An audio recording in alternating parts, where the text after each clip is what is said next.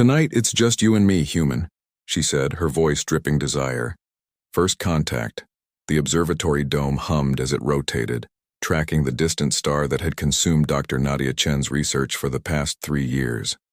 Outside, the New Mexico desert stretched endlessly under a blanket of stars, but Nadia barely noticed the breathtaking view anymore. Her attention was fixed on the anomalous signal, patterns too regular, too precise to be natural. "You're still here?" Dr. Kavita Patel's voice broke through her concentration. "It's nearly midnight. Look at this," Nadia gestured to her screen. The signal from HD 19134 changed. "It's responding to our transmissions." Kavita leaned closer, her skepticism melting into wonder. "That's impossible. The response time is too fast." "Unless they're not using conventional communications," Nadia said, excitement coloring her voice. "Whatever's happening, it's deliberate. Someone is reaching out." 3 months later, Nadia found herself aboard the international vessel Prometheus, heading toward the now-named planet Lumina. Her inclusion in the diplomatic team had been unexpected. Astronomers rarely left their observatories, especially not for first-contact missions. But the signal had been her discovery, and somehow that had qualified her for history's most significant journey. "We're approaching final orbital insertion," Captain Rhodes announced over the intercom. "All diplomatic personnel report to the briefing room." The team gathered around the holographic display showing their first clear images of Lumina, a world of sweeping violet oceans and land masses that shimmered with what appeared to be bioluminescence visible even from space. "The Luminians have directed us to land here." Ambassador Wilson pointed to a glowing plateau. "They've been remarkably forthcoming with landing coordinates, atmospheric data, even basic language protocols." "Almost too helpful," Security Chief Alvarez muttered. Nadia remained silent. The others saw threats or opportunities. She saw questions. Beautiful, universe-altering questions. The landing was smoother than anyone expected. As the ship's ramp descended, Nadia's heart hammered against her ribs. The air that rushed in carried scents of something like cinnamon and ozone. They emerged to find 7 figures waiting in perfect formation. Tall and graceful, their skin ranged from pale lavender to deep amethyst, seeming to pulse with internal light. Their features were hauntingly human-like yet distinctly alien. Eyes slightly larger, limbs more elongated, movements too fluid to be terrestrial. One figure stepped forward, clearly the leader. Their skin was the deepest purple, almost iridescent in the planet's golden sunlight. "I am Zephyr, voice of the Luminian confluence," they spoke in perfect English, though their lips moved slightly out of sync with the words, "We welcome you to our world." As the formal introductions proceeded, Nadia found herself directly across from Zephyr. Up close, she could see that their eyes held swirling galaxies of silver and violet, pupils shaped like gentle crescents. When it was her turn to be introduced, something changed in Zephyr's expression. "Dr. Nadia Chen," Ambassador Wilson said, "our lead astronomer who first detected your signal." Zephyr stepped closer, studying her with undisguised interest. The rest of the greeting party seemed to fade away as they leaned down slightly. They stood nearly 7 feet tall, and spoke in a voice meant only for her. "The stars have foretold our meeting." "Earthling," Zephyr whispered, their breath cool against her ear. "Your mind reached out across the void, and something in you recognized something in us." Nadia struggled to maintain her composure. "I was just doing my job," she managed. "Were you?" Zephyr's lips curved into what might have been a smile. "Or were you answering a call written in your DNA since before your species walked upright?" Before she could respond, Zephyr had moved on, continuing the formal welcomes. But throughout the ceremony that followed, through the elaborate tour of the crystalline diplomatic compound where they would stay, Nadia felt those silver-violet eyes finding her repeatedly. That night, as she stood on the balcony of her assigned quarters watching Lumina's twin moons rise, Nadia wondered what she had gotten herself into. The scientific mission was clear, the diplomatic objective straightforward, but something else was happening, something unplanned, unexpected, and possibly dangerous. Yet when a soft knock came at her door and she opened it to find Zephyr standing there, she wasn't surprised at all. "Would you walk with me, Dr. Chen?" they asked. "There is much about our worlds we should discuss privately." Luminous shadows. Nadia hesitated at her doorway, protocol and caution battling with curiosity. Is this customary? She asked, keeping her voice professional. Private meetings during first contact? Zephyr's lips curved into that almost smile again. Nothing about our contact has been customary. Dr. Chen, your signal found us because you were looking in the right places when others weren't. Against her better judgment, Nadia stepped into the corridor. Lead the way. They walked through crystalline hallways that seemed to absorb and refract light from an unknown source. Zephyr moved with fluid grace, their purple skin occasionally catching the light in iridescent patterns. Our diplomatic compound connects to the Whispering Gardens, Zephyr explained. It's where we contemplate important decisions. The corridor opened into a vast indoor garden unlike anything on Earth. Floating platforms supported clusters of bioluminescent plants, their tendrils reaching toward one another across empty space. The air was thick with a sweet electric scent. It's beautiful, Nadia breathed. Beauty serves function here. Zephyr guided her toward a hovering platform. The patterns of light communicate information across our ecosystem, not unlike your radio telescopes, but more intimate. As they stepped onto the platform, it gently rose, carrying them among the glowing vegetation. Nadia noticed with a scientist's eye that Zephyr had two arms that moved with impossible elegance, their hands reaching to steady her as the platform tilted slightly. Your team seems concerned primarily with resource agreements, Zephyr said once they were suspended among the luminous flora. Is that truly why you've come so far? Not me personally, Nadia admitted. I wanted to understand the intelligence behind the signal, to know we're not alone. And now that you know, now I have 1,000 more questions. Zephyr laughed, the sound like crystal wind chimes. As do we. Your species is fascinating, so young yet so ambitious. Their eyes studied her with unnerving intensity. Tell me something not in your official records, Nadia Chen. Something that made you search the stars. The informal address wasn't lost on her, but she found herself answering anyway. When I was 8, my grandmother died. My parents told me she had become a star. I built my first telescope trying to find which one. Zephyr nodded, a beautiful misunderstanding. Though not entirely wrong. How so? Energy never truly disappears. The light from your grandmother's time still travels outward, touching distant worlds. Zephyr's hand gestured to the garden around them. Our ancestors believed consciousness was similar, a pattern that continues, recognized by the universe. The platform drifted toward a cluster of cobalt blue plants that seemed to pulse in response to their proximity. These are memory blooms, Zephyr explained. They respond to emotional resonance. As Nadia leaned closer, the plants brightened dramatically, their glow intensifying. They like you, Zephyr observed, surprise evident in their voice. That's unusual for non-Luminians. Maybe they're just responding to my electromagnetic field, Nadia suggested, the scientist in her seeking rational explanation. Maybe, Zephyr said, but their tone suggested otherwise. Or perhaps they recognize something familiar in you, as I did when studying your transmissions. Nadia turned, suddenly aware of how close they were standing on the small platform. What do you mean? Your messages were chosen specifically, mathematical sequences, atomic structures, music. But embedded within them was something distinctly you, a pattern, a curiosity that reached beyond mere information exchange. Their hand, with 5 elegant fingers that moved with hypnotic grace, lifted toward her face but stopped just short of touching. Among my people, to touch minds is intimate, Zephyr said softly. But I find myself curious about yours. The air between them seemed to vibrate with unspoken possibilities, charged like the atmosphere before a storm. Nadia felt herself swaying closer, scientific objectivity warring with something deeper and more primitive. A sudden chime broke the moment, her communication device signaling an incoming message. Dr. Chen, report your location immediately. Security Chief Alvarez's voice cut through the garden's tranquility. Unauthorized departures from quarters are strictly prohibited during adjustment period. Zephyr stepped back smoothly, their expression unreadable. It seems your people are protective. They're cautious, Nadia corrected, embarrassment coloring her cheeks. This is all new territory.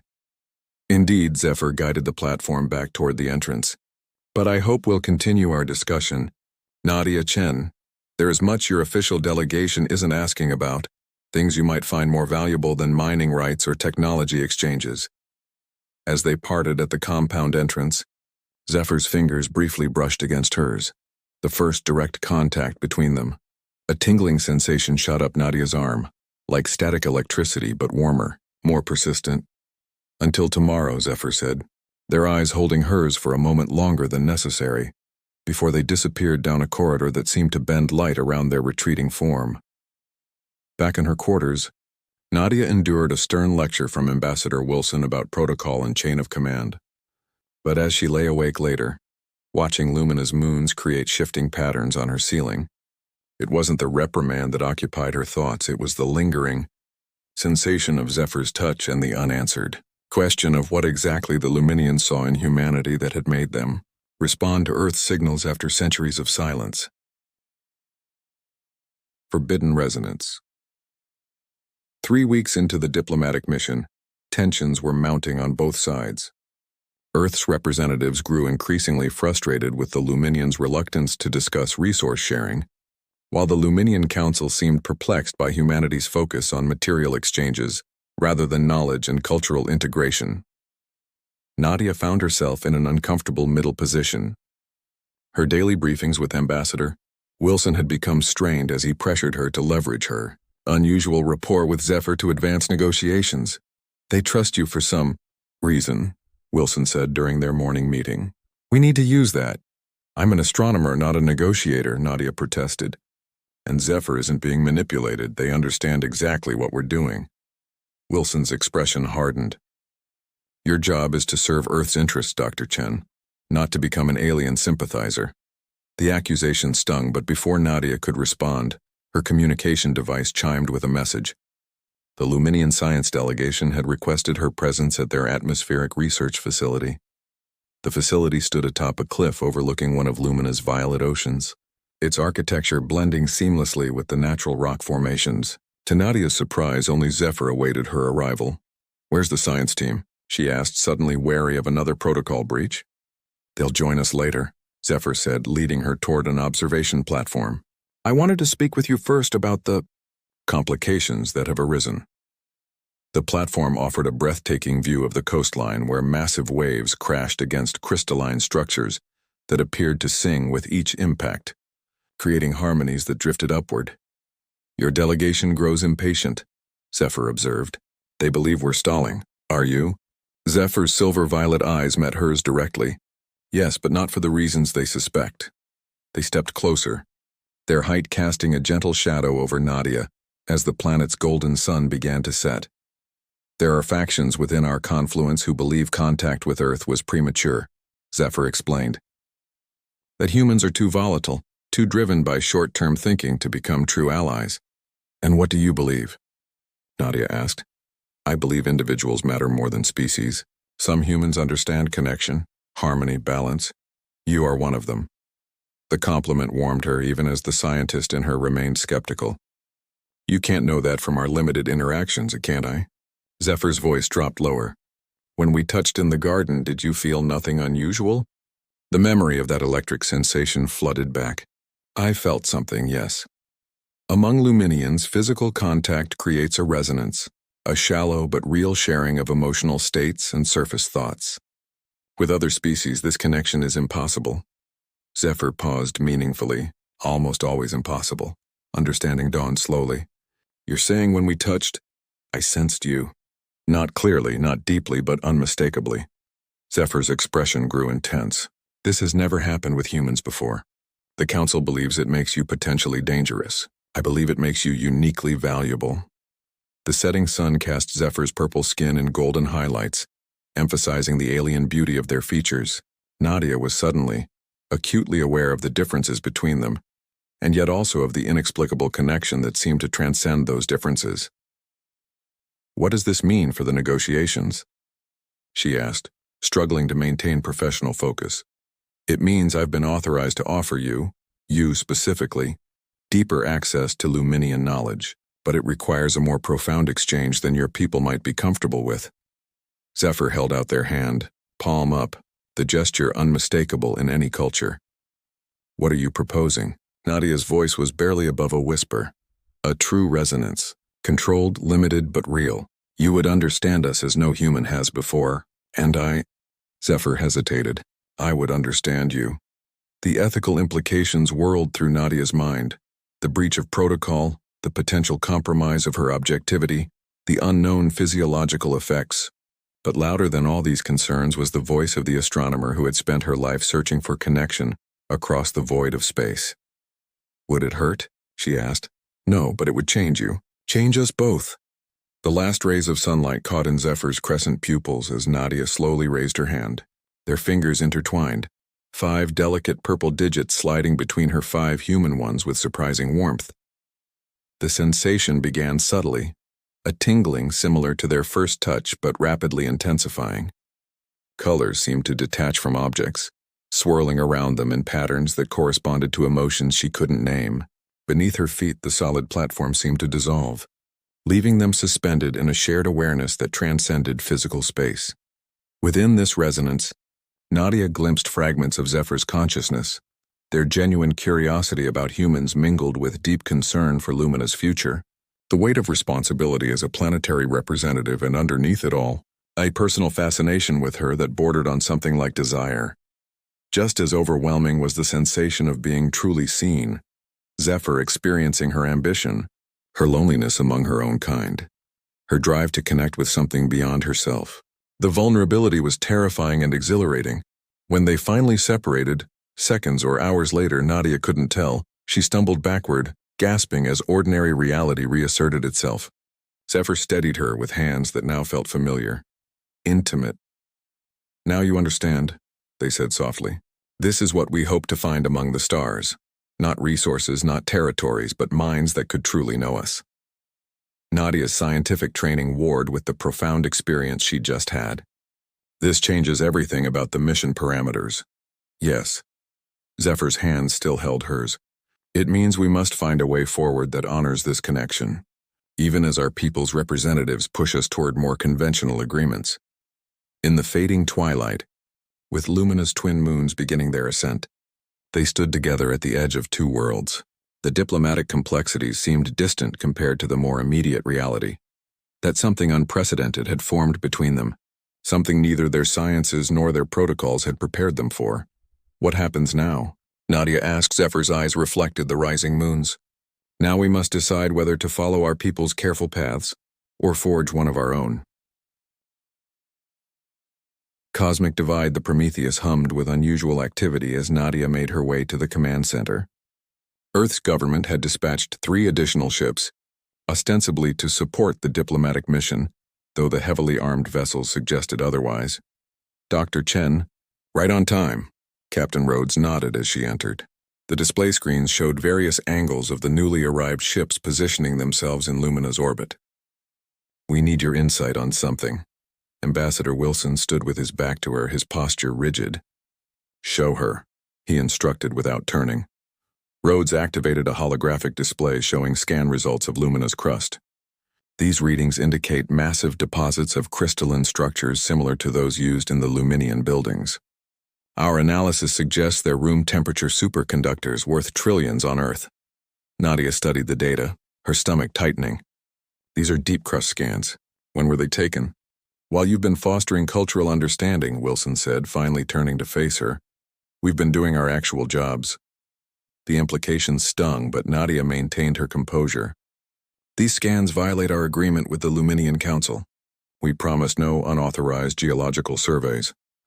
National security supersedes diplomatic niceties, Wilson replied. These materials could revolutionize Earth's energy infrastructure, transportation, everything. The Luminians have been using them decoratively while we struggle with climate collapse. They're not decorative, Nadia countered. Those crystals are integrated into their communication networks, their ecosystems. They're fundamental to Luminian society. Wilson's expression hardened. Which is why we need to secure access before someone else does. The Chinese delegation arrives next month.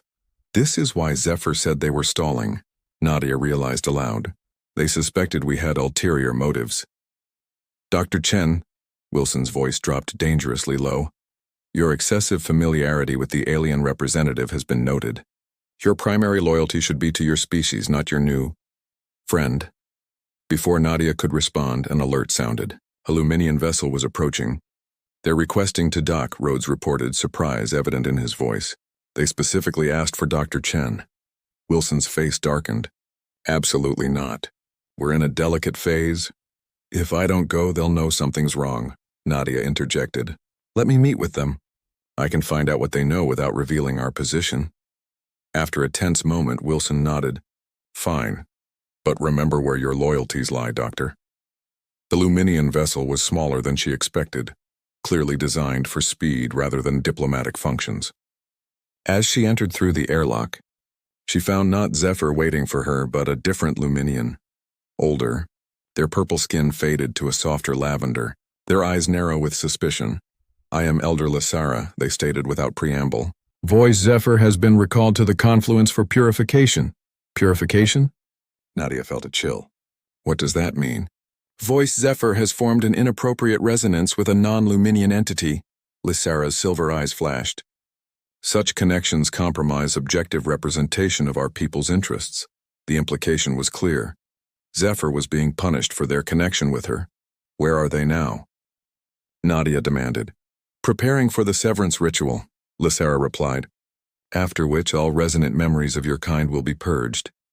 Horror washed over Nadia. "That's barbaric. You can't just erase parts of someone's mind." "We protect our own, Dr. Chen," Lysara countered. "Much as your people plan to protect Earth's interests by extracting our crystalline heartstones regardless of the damage to our world." The statement confirmed her worst fears. "The Luminians knew about Earth's plans. I didn't authorize those scans," Nadia said. "Many of us want genuine cooperation, not exploitation." "Yet your ships arrive armed for conflict." Lysara gestured toward a display showing Earth's vessels. "While our council debated trusting humans, your leaders prepared for resource extraction." "Where is Zephyr?" Nadia asked again, more urgently. "The Temple of Clarity, preparing for tomorrow's ritual." Lysara studied her intently. "Though I fail to understand why Voice Zephyr found you so compelling as to risk everything." Nadia straightened her spine. "Because we showed each other the truth when everyone else was lying. Now will you take me to the temple? Or must I find another way there?" Lysara's eyes widened slightly. "You would defy your government? For what purpose?" "To stop both our peoples from making a terrible mistake." After a long calculating moment, Lysara nodded. "Perhaps Voice Zephyr saw something in you after all." The Temple of Clarity stood isolated on a small island, its crystalline spires reaching toward Lumina's moons like frozen prayers. As Nadia and Lysara approached in a small transport, she could see the structure pulsing with internal light that shifted between deep purple and brilliant white. "Voice Zephyr is in final meditation," Lysara explained. "The ritual begins at dawn. I can grant you access but not permission to interfere. The choice of action is yours, as are its consequences." Inside, the temple's architecture bent light in impossible ways, creating corridors that seemed to lead everywhere and nowhere. Following an instinct she couldn't explain, perhaps an echo of her resonance with Zephyr, Nadia found her way to a central chamber where a single figure knelt before a column of swirling. "Height, Zephyr!" she called softly. They turned, surprise breaking their meditative stillness. "Nadia Chen, you shouldn't be here. Neither should you." She approached cautiously. "They're going to erase your memories of me, of everything we've shared. To protect our people." Zephyr's voice held resignation. "As your leaders prepare to protect yours by taking what isn't theirs to take. I know about the scanning, the ships. I didn't authorize any of it. Yet it happens regardless." Zephyr stood, their height accentuated by the chamber's dramatic lighting. "Perhaps this is the natural order between species. Mistrust, exploitation, conflict. It doesn't have to be."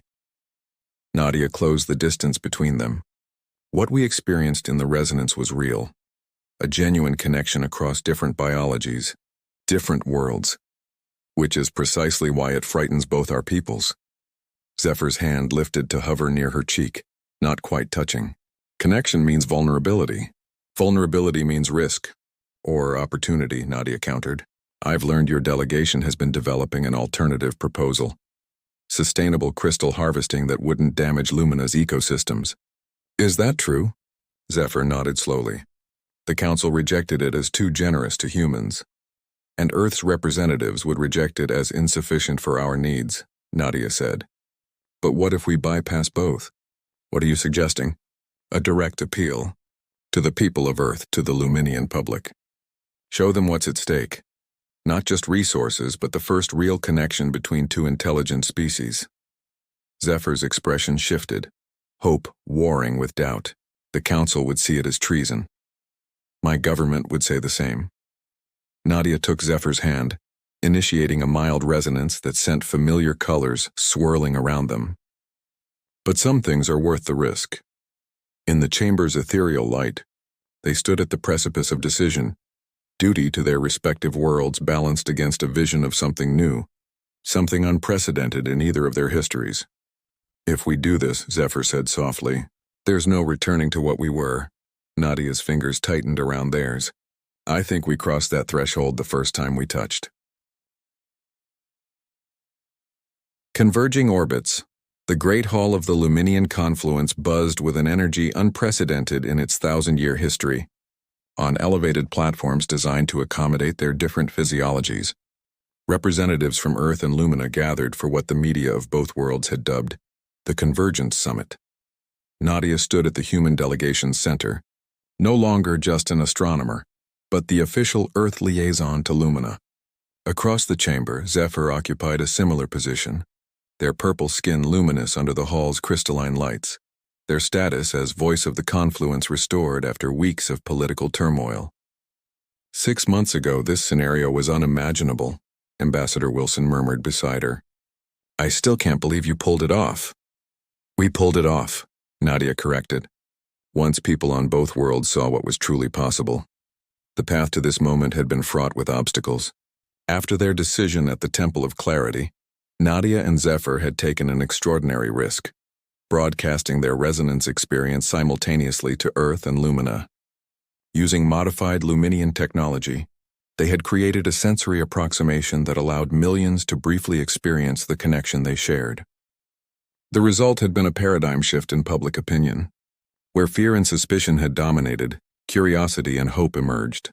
Citizens on both planets had pressured their leaders to abandon exploitation in favor of genuine cooperation.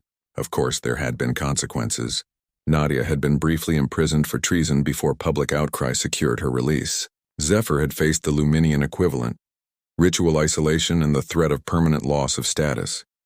But their gamble had ultimately succeeded beyond their expectations. Now, as the formal ceremony began, Nadia caught Zephyr's eye across the chamber. Though they maintained professional composure, the brief resonance that passed between them, now possible even at a distance thanks to their strengthened connection, conveyed everything words couldn't.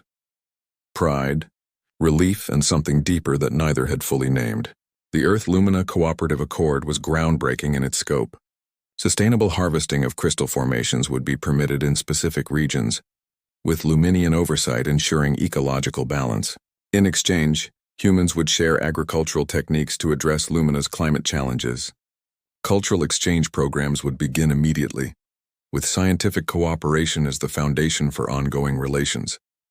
After the signing ceremony, as delegations mingled in the adjacent reception area, Nadia found a moment to step onto one of the hall's private balconies. Lumina's landscape stretched before her, still alien after all these months, yet increasingly familiar. Admiring the view?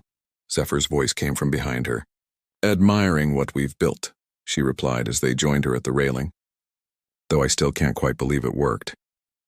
Because you're too accustomed to thinking in human timescales, Zephyr said, their shoulder brushing against hers. My people measure change in generations, not news cycles. What you accomplished in months would normally take decades. What we accomplished, she corrected, echoing her earlier words to Wilson. Zephyr's fingers found hers, initiating a gentle resonance that had become their private language. Through it, Nadia sensed their unspoken question, the matter they'd both carefully avoided discussing amid the diplomatic whirlwind. The Earth delegation leaves tomorrow, she acknowledged. You're wondering about my plans. The accord includes provisions for long-term human presence on Lumina, Zephyr said carefully.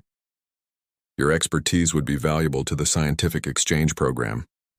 Is that your official invitation as voice of the confluence? A ripple of amusement flowed through their resonance. No, that would be improper given our connection. The sun was setting over Lumina's violet oceans, casting everything in golden light that made Zephyr's purple skin shimmer with iridescent highlights. "I've submitted my application to lead Earth's permanent research team," Nadia revealed. "If approved, I'd be stationed here for at least 3 years." Joy flooded their shared resonance, though Zephyr maintained their composed exterior. The confluence would welcome such expertise. "And what about you?" Nadia turned to face them fully. "Would you welcome having me here, navigating this complicated space between our worlds?" Instead of answering verbally, Zephyr deepened their resonance, allowing Nadia to see their complete vision, a future where their connection continued to grow, exploring the unprecedented territory between human and Luminian experience. The mental image held both professional collaboration and deeply personal moments, a balanced existence that honored both their differences and their similarities. "I see," Nadia whispered, overwhelmed by the clarity of their shared potential. "There's a Luminian tradition," Zephyr said softly, "for those who choose to form permanent bonds, a ritual beneath the auroras that sometimes appear in our northern hemisphere." "Are you proposing something, voiced Zephyr?" Nadia asked, a smile playing at her lips.